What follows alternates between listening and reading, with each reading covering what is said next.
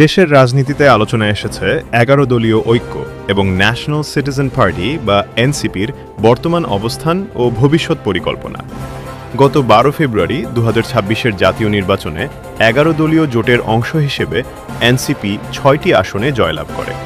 বর্তমানে তারা বাংলাদেশ জামায়াতে ইসলামী নেতৃত্বাধীন বিরোধী ব্লকের অংশ হিসেবে সংসদে ভূমিকা পালন করছে। সংসদে এনসিপির ভূমিকা নিয়েও রয়েছে গুরুত্বপূর্ণ প্রস্তুতি। দলের আহ্বায়ক নাহিদ ইসলাম বিরোধী দলের চিফ হুইপ হিসেবে দায়িত্ব পালন করছেন। রাষ্ট্রপতির ভাষণসহ বিভিন্ন গুরুত্বপূর্ণ ইস্যুতে শক্ত অবস্থান নেওয়ার পরিকল্পনা করছে দলটি। এদিকে রাজপথের আন্দোলনও চালিয়ে যেতে চায় এনসিপি।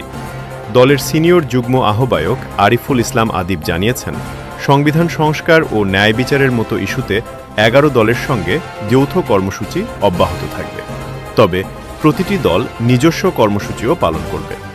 সংবিধান সংস্কার ইস্যুতে বাংলাদেশ ন্যাশনালিস্ট পার্টি বা বিএনপির অংশগ্রহণ না থাকায় এনসিপি ও তাদের মিত্ররা মনে করছে প্রয়োজনীয় সংস্কার বাস্তবায়নে এই ঐক্য বজায় রাখা জরুরি। একই সঙ্গে জোটে থাকলেও নিজেদের আদর্শিক স্বকীয়তা ধরে রাখতে চায় এনসিপি। দলটির দাবি, বৈষম্যহীন সমাজ গঠন এবং জুলাই বিপ্লবের চেতনা বাস্তবায়নই তাদের মূল লক্ষ্য।